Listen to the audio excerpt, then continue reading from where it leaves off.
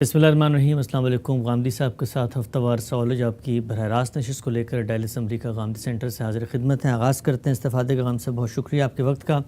आज जिस मौजू पर मैं चाहता हूँ आपके इल्म से हम मुस्तफ़ीद हों, एक बहुत ही नाजुक और अहम मसला हिंदुस्तान के अंदर हालिया चंद बरसों में ये देखने में आ रहा है कि पूरा एक तसव्वुर है, रियासत की सतह पर उसको फ़रोग़ दिया जा रहा है, हिंदुत्व का, मजहबी कौम परस्ती, हिंदुइज़म को गालिब करना, मुसलमानों की जो एक तशख़्ख़ुस है, मुसलमानों की जो एक कौमी शनाख्त है उसको मजरूह करना, उसको मस्ख़ करना। बाकायदा सियासी पार्टियों ने इसको अपना मंशूर बनाया, दस्तूर बनाया, और यहाँ तक बात की जा रही है कि ये जो पूरा तक़सीम का अमल हुआ, अब उसकी मानवियत और हकीकत भी वाज़ेह हो रही है, दूरअंदेशी भी, कि अगर वो ना होता तो आज बकिया मुसलमान जो पाकिस्तान में आबाद हैं वो भी इसी तरीके के जुल्म और जबर और तशद्दुद का निशाना बन रहे होते। मैं इस्तिफ़ादा आपसे करना चाहता हूँ दो तीन पहलुओं से। सबसे पहले बताइएगा कि ये जो तब्दीली हम दुनिया के स्टेज पे देख रहे हैं, वो हिंदुस्तान के अंदर हो या फिर जदीद जो तरक्की याफ्ता मगरबी ममालिक हैं वहाँ पर भी सामने आई एक कौमियत, और इसको आप कहते हैं अपने तशख़्ख़ुस की तहफ़्फ़ुज़ और बरतरी की, ये क्या वक्ती नौयत की कोई चीज़ है या हिंदुस्तान के अंदर इसकी कोई फ़िक्री रूट्स मौजूद थी? हम ये देखते हैं कि बीजेपी हो या भारतीय जनता पार्टी के अलावा शिवसेना हो, बाकी जितनी पार्टियां हैं, इनकी फ़िक्री बुनियादें क्या हैं आपकी नज़र में? और हिंदुस्तान के मुसलमान बहुत परेशान हैं, वो इस सोचने पर मजबूर हैं कि अगर उन्होंने इस मुल्क में रहना है तो फिर वो क्या लाहे अमल है जो वो अपनाएं और अपने कौमी और मिली तशख़्ख़ुस को बरकरार रखते हुए वो आगे बढ़ें। क्या समझते हैं हिंदुस्तान के अंदर ये जो कुछ मज़हब के नाम पर सामने आ रहा है, इसका मुहर्रिक क्या है और मुसलमानों के लिए राह अमल की रास्ता क्या? इस तरह के तमाम मामलात में आप ये जानते हैं कि मेरा ज़ाविया नज़र ज़रा मुख्तलिफ है। मैं इस तरह की चीज़ों को अल्लाह ताला की बनाई हुई फ़ितरत, उस फ़ितरत के दुनिया में ज़हूर और तारीख़ी अवामिल में देखता हूँ। पहली चीज़ जो अल्लाह ताला की बनाई हुई फ़ितरत के लिहाज से हम पर वाज़ेह है और जिसको ख़ुद कुरान मजीद ने बयान भी कर दिया है, वो ये है कि इंसान अपनी शनाख्त के मामले में हसास होता है। मेरी एक ज़ाती शनाख्त है, मेरा एक नाम है, मेरी एक शख्सियत है, आपकी एक शख्सियत है। इसी तरह हम में से हर शख्स अपना एक इनफरादी एतबार रखता है। यही एतबार, यही शख्सियत और यही शनाख्त इससे आगे बढ़कर एक बरादरी या एक कौम या एक ताल्लुक़ या एक असबियत या एक माजी और पस मंज़र और आबा के साथ आपके रिश्ते में बदल जाती है। ठीक। इससे भी उस शनाख्त की नई नई जहतें नुमायाँ होती हैं। ख़ुद कुरान ने इसको बयान किया कि हमने इंसान को अगरचे अपनी ज़ात में एक जहान बनाया है, लेकिन इंसानों के अंदर ये दायिया रख दिया है कि जालनाकुम शोबम व कबाइल लितारफू। उनके कबीले बन गए हैं, उनके गिरोह बन गए हैं। हम अपने ज़माने में देखते हैं कि कबीले और गिरोह और बरादरियाँ वो अगर अहमियत खोती भी हैं तो उनकी जगह सियासी जमातें ले लेती हैं। तो इंसान अपनी शख्सियत का इनफरादी इज़हार भी फ़ितरी उसूलों पर करता है और अपनी इज्तिमाई शख्सियत का इज़हार भी करता है। ये जो इज्तिमाई शख्सियत का इज़हार है, ये जिस तरह मैंने अर्ज़ किया कि ये कबाइल की शक्ल में होता रहा है, ये मुख्तलिफ़ गिरोहों की शक्ल में होता रहा है, इसमें नज़रियाती पार्टियाँ वजूद में आती रही हैं।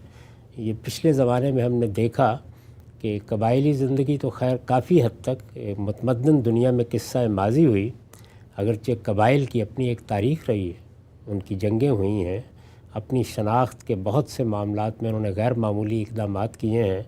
तो शोबो कबाइल की ये शनाख्त की जंग या शनाख्त का मुकातला, इससे तो तारीख़ में आप जगह जगह इंसानों को बरसरे पैकार देखेंगे। तो मौजूदा ज़माने में हमने देखा कि नज़रियाती सतह पर भी यही मामला हुआ। फ़ाशिज़म, कम्युनिज़म, सोशलिज़म, इस तरह के बहुत से इज़म पैदा हो गए। अब भी आप देखते हैं कि किसी न किसी इज़म की बुनियाद पर लोगों में एक इश्तराक पैदा हो जाता है।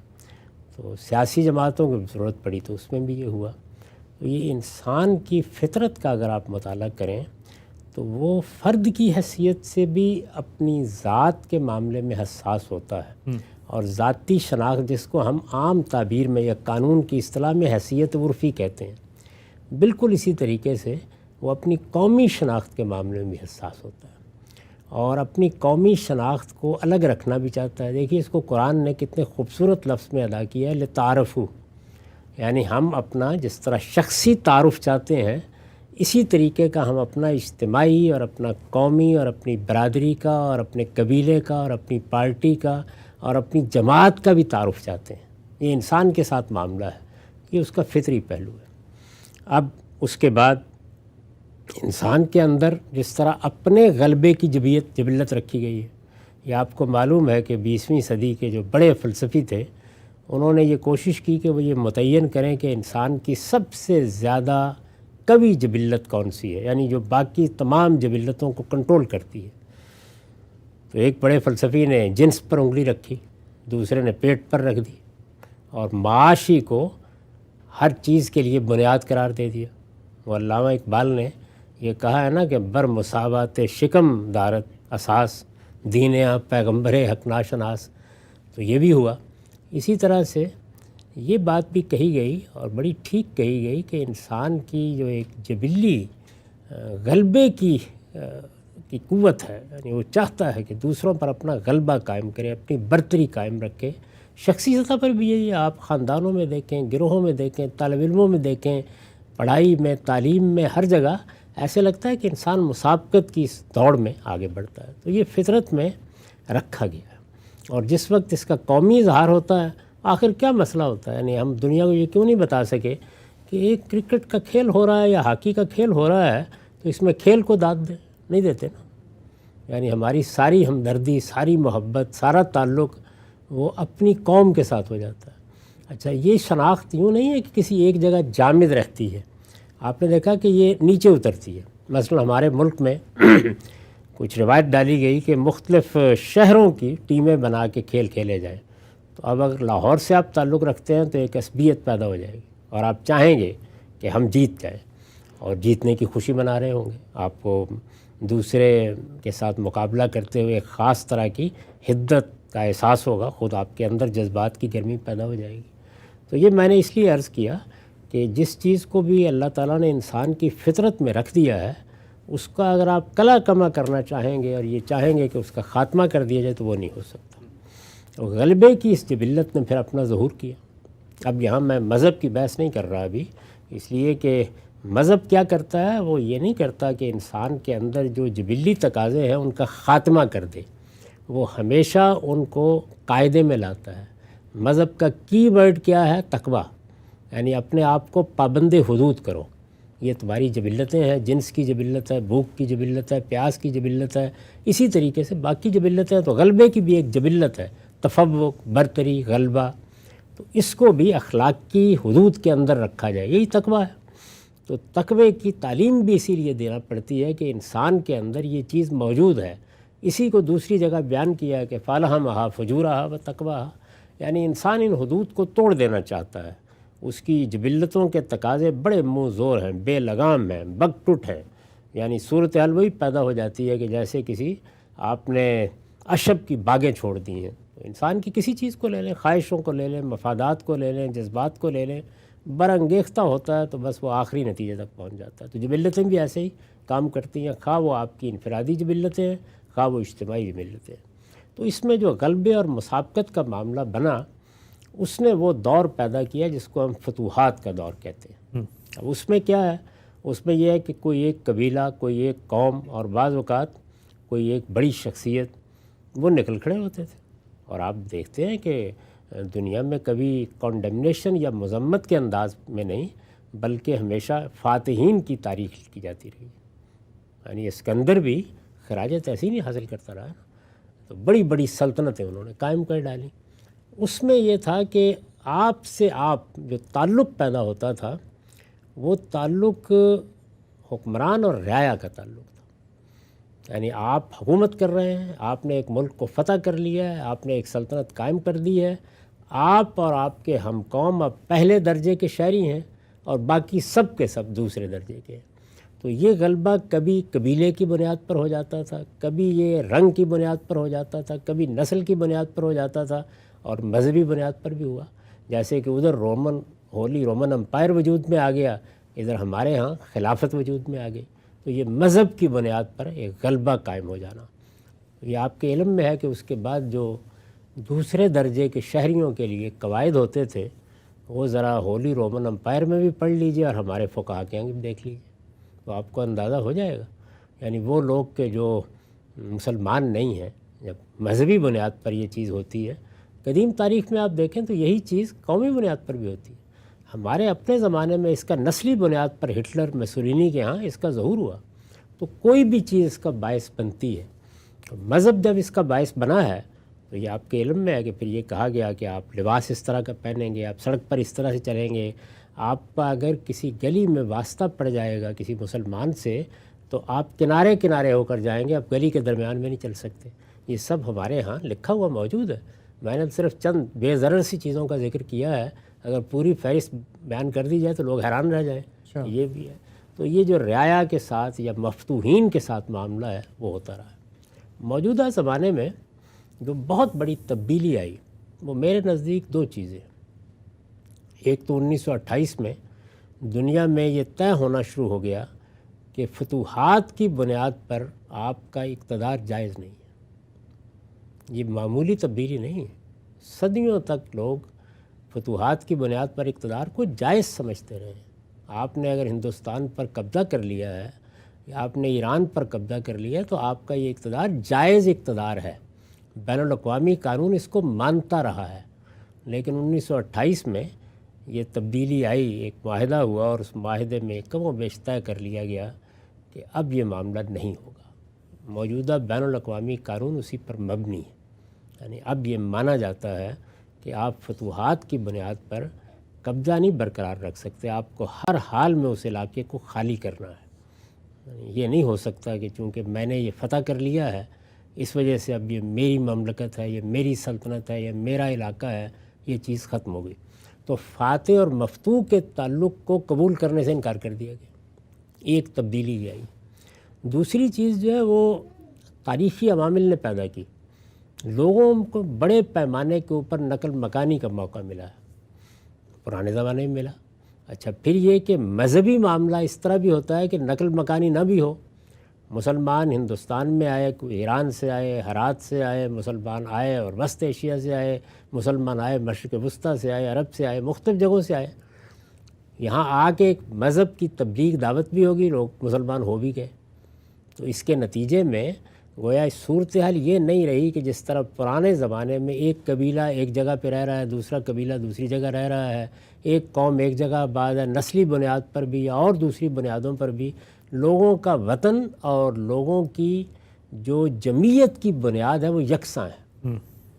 جیسے ہم نے ملیشیا میں 10 سال رہ کے دیکھا کہ وہاں پر جو ملے قوم ہے وہ اپنے آپ کو 5000 سال سے وہ آباد ہے، تو وہ اپنے آپ کو اس علاقے کا مالک سمجھتے ہیں، یعنی ان کا ملک ہے. تو یہ ملکیت کس چیز نے پیدا کی ہے؟ تاریخی عوامل نے. دنیا میں بڑے پیمانے پر نقل مکانی ہوئی اور سلطنتوں میں خاص طور پر ہوئی. جب سلطنت قائم ہو گیا، مسلمانوں کی سلطنت قائم نہ ہوتی تو وہ مختلف جگہوں سے ہندوستان کا سفر نہ کرتے، نہ آتے. اس طرح ہم نے دیکھا کہ دوسری سلطنتیں قائم ہوئی، کہاں کہاں تک برطانیہ عظمیٰ کی سلطنت پہنچ گئی. یہ خود جس ملک میں ہم بیٹھے ہوئے ہیں سارا مہاجرین کا ملک ہے، مختلف جگہوں سے لوگ آنے لگ گئے. پھر جیسے جیسے پچھلی صدی میں مواصلات کے ذرائع میں غیر معمولی ترقی ہوئی تو اور زیادہ نقل مکانی ہوئی. یعنی اب ہم دیکھ رہے ہیں نا کہ لندن میں پاکستانی میئر منتخب ہو گیا. یہ کوئی آج سے 2 صدی پہلے تصور کر سکتا تھا؟ تو یہ 2 بڑی تبدیلیاں ہیں. یعنی فتوحات کی بنیاد پر ملکیت کو ناجائز قرار دے دیا گیا اور یہ بات انسانی ضمیر نے مان لی اور اس کی بنیاد پر بین الاقوامی قوانین بن گئے. اور پہلی دوسری جنگ عظیم کے نتیجے میں جو ادارے آپ نے بنائے جس کا ظہور پھر اقوام متحدہ پہلے جمعیت اقوام میں ہوا، اس میں بھی بنیادی انسانی حقوق، قوموں کا حق خود ارادی اور اس طرح کی چیزوں کو اصول کے طور پر تسلیم کر لیا گیا. تو اس کا جو لازمی نتیجہ تھا وہ کیا تھا؟ وہ تھی نیشن سٹیٹ، قومی ریاست. یعنی یہ 2 چیزیں اگر آپ نے مان لی ہیں تو اب اس کے بعد ریاست کیسی ہوگی؟ ہمارے ہاں تو اگر اور بحثیں ہیں نا، مذہبی ریاست، غیر مذہبی ریاست، سیکولر، وہ الگ بحث ہے. اب نیشن سٹیٹ ہوگی، قومی ریاست ہوگی، اور قومی ریاست کی بنیاد کیا ہوگی؟ وطنیت. آپ دیکھیے نا کہ جب یہ وطنیت کا سیاسی فلسفہ، معاف کیجیے گا، مغرب کی طرف سے سامنے آیا. سب سے پہلے تو یورپی میں اس کی ابتدا ہوئی تھی. آہستہ آہستہ دنیا نے اس کو قبول کرنا شروع کیا، نیشن اسٹیٹ یا قومی ریاست. تو ہمارے اس وقت کے آپ کہہ سکتے ہیں کہ فکری لحاظ سے سب سے بڑے آدمی کا رد عمل کیا ہے. آپ بانگے درا میں اقبال کی نظم پڑھیے جو انہوں نے وطنیت بحیثیت ایک سیاسی تصور کے موضوع پر لکھی. ان تازہ خداؤں میں بڑا سب سے وطن ہے، جو پیرہن اس کا ہے وہ مذہب کا کفن ہے. بہت سخت رد عمل ہے اس کے اوپر. پوری نظم آپ پڑھ جائیں، یعنی انہوں نے اس کو ایک بت قرار دے دیا.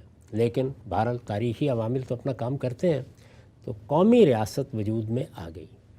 اب یا تو آپ اس کو قبول کر لیں اور یا تاریخ کے ساتھ لڑنے کا فیصلہ کر لیں. دنیا میں کبھی تاریخ کے ساتھ لڑائی میں کسی قوم کو کامیابی نہیں ہوئی.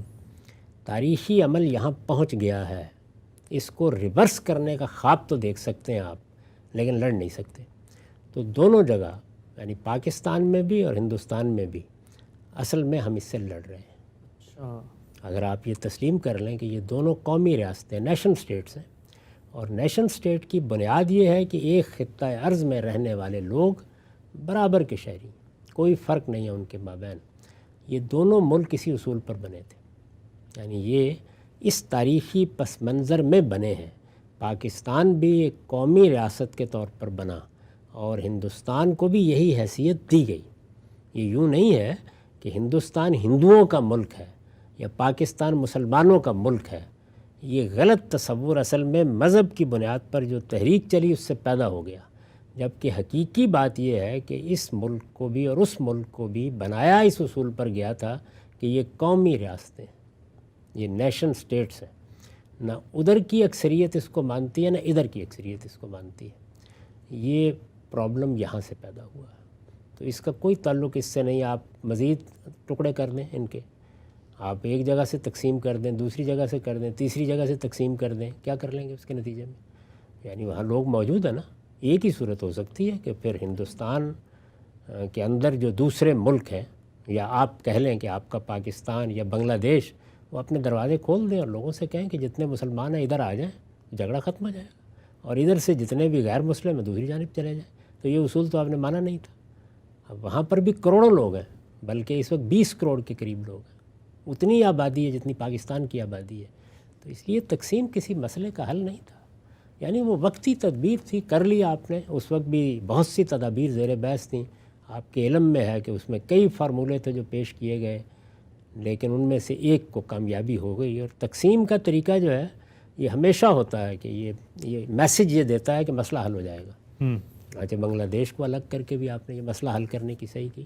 تو کسی بنیاد کے اوپر، یعنی بنگالی قوم اور پنجابی قوم کی بنیاد پر کر لیں، مسلمان اور ہندو کی بنیاد پر کر لیں، کوئی تقسیم بھی آپ کر لیں، دنیا کی تاریخ میں جو آبادی کا انتقال ہو چکا ہے، آپ اس کو سوائے قومی ریاست کے کسی اور طریقے سے بھی امن نہیں دے سکتے، ممکن نہیں ہے. تو یہ بات جو ہے یہ اگر لوگوں کی سمجھ میں آ جائے تو دونوں طرف ٹھیک ہو جائے گا. تو یہاں کے لوگ بھی اس کو قبول نہیں کرتے اور وہاں کے لوگ بھی اس کو قبول نہیں کرتے. ہمارے ہاں بھی یہ اس طرح نہیں ہے کہ ہم یہ کہتے ہیں کہ پاکستان میں رہنے والے ہندو اور بدھ مت کے ماننے والے اور مسیحی سب برابر کے شہری ہیں. ہمارا تصور وہی ہے کہ ہمارا ملک ہے، مسلمانوں کا ملک ہے، اس میں یہ اقلیت کے طور پر رہتے ہیں، ان کو حقوق ملنے چاہیے. یعنی آپ اصل میں بادشاہ سلامت ہیں، آپ نے از راہ عنایت ان کو حقوق دینے ہیں. تو ہم بھی اسی نفسیات میں، وہ بھی اسی نفسیات میں. اس لیے میں تو دونوں جانب کوئی فرق محسوس نہیں کرتا. وہاں چونکہ مسلمانوں کی تعداد بہت زیادہ ہے، مختلف جگہوں پر بکھرے ہوئے ہیں، وہ کروڑوں کی تعداد میں ہیں، اس وجہ سے کشمکش زیادہ نظر آتی ہے. وہ ہمارے ہاں بھی ایسے ہی تھا. جب بنگلہ دیش میں، جس کو اب آپ بنگلہ دیش کہتے ہیں، جو پہلے مشرقی پاکستان تھا، ہندوؤں کی تعداد زیادہ تھی، وہاں بھی یہی کشمکش محسوس ہوتی تھی. جن علاقوں میں یہاں ہے وہاں بھی یہی کشمکش ہوگی. تو اصل چیز یہ ہے کہ اس تاریخی عمل کو کیا ہم اپنی لیڈرشپ کے ذریعے سے، دانشوروں کے ذریعے سے سمجھا سکتے ہیں کہ اب آپ قومی ریاست کے اصول پر رہنا سیکھیے. اس کا دنیا میں اس وقت سب سے بہترین نمونہ امریکہ ہے. تو یہی ماڈل ہے. اس ماڈل کے سوا یہ سوال نہیں ہے کہ اس میں خلاف ورزیاں نہیں ہوتی، یہاں بھی ہوتی ہیں، یہاں بھی بہت سے تعصبات کام کرتے ہیں، لیکن یہ کہ اصول میں آپ نے مان لیا کہ یہ سرزمین کسی ایک قوم کی سرزمین نہیں، نہ نسل کی بنیاد پر نہ مذہب کی بنیاد پر. اگر تو آپ اس مسئلے کو حل کر سکتے ہیں اس طریقے سے کہ ہر مذہب کی بنیاد پر یا نسل کی بنیاد پر باقی لوگوں کو نکال دیں، تو ایک کوشش ہٹلر کر چکے ہیں، دوسری کوشش آپ کر کے دیکھ لیں۔ یہ تاریخ سے لڑنا ہوگا۔ لوگوں کی اتنے بڑے پیمانے پر نقل مکانی ہو چکی ہے کہ قومی ریاست، جمہوریت، قوموں کے حق خود ارادی کے علاوہ کسی اصول پر اب دنیا کو نہیں چلایا جا سکتا۔ یہ مجھے بھی سمجھنا ہے، آپ کو بھی سمجھنا ہے، اور یہ وہاں کی اکثریت کو بھی سمجھنا ہے۔ تو یہ سمجھانے کی صحیح کرنی چاہیے، اس مسئلے کا حل یہ نہیں ہے جو آپ بیان فرما رہے ہیں۔ ٹھیک، عام صاحب بہت ہی تفصیل سے آپ نے وہ پس منظر بتایا کہ جس میں آج جو جدید ہمارے سامنے نیشن اسٹیٹ کا تصور آتا ہے وہ روبہ عمل ہوا، کیا وہ سماجی حرکیات تھیں، کیا وہ تاریخی عوامل تھے۔ یہ نقطہ تو آپ نے واضح کیا ان لوگوں پر جو ارباب حل و عقد ہیں، سیاسی زعماء ہیں، مفکرین ہیں، قوموں کی لیڈرشپ ان کے ہاتھ میں ہے کہ وہ یہ سمجھیں کہ ان ریاستوں کی نوعیت کیا ہے اور اب ان کو انہوں نے آگے کیسے لے کے چلنا ہے، اور جو ہمیں برتری اور تفوق کی ایک جبلت نظر آتی ہے اس کو بھی آپ نے خوبی سے واضح کیا۔ لیکن جو بنیادی سوال اس سے آگے لے کر بحث کو بڑھتا ہے وہ یہ کہ اگر یہ نہیں ہو رہا، سیاسی زعماء مفکرین اس کو نہیں کر رہے، پاکستان میں ہو یا ہندوستان میں ہو، تو اب وہ لوگ جو اس کا شکار ہو رہے ہوتے ہیں، وہ لوگ جو وکٹم ہیں، وہ لوگ کہ جن کے اوپر اس کے اثرات مرتب ہوتے ہیں، ان کا کیا لاہ عمل ہونا چاہیے، وہ معاملات کو کیسے آگے لے کر بڑھیں۔ بالخصوص ہندوستان کے مسلمان اس پورے کے پورے 70-75 سال کے تجربے کے بعد کن جگہوں پہ کھڑے ہوئے ہیں، آپ کی سیاسی بصیرت یا تاریخی عمل کا جو مطالعہ ہے وہ کیا کہتا ہے، سماجیات کا علم بھی، یہ ساری بحث کو انشاءاللہ آگے بڑھائیں گے۔ وقت ہمارا یہاں پہ ختم ہوتا ہے، دوبارہ حاضر خدمت ہوں گے انشاءاللہ۔ اب تک آپ کے وقت بہت شکریہ۔ بہت شکریہ۔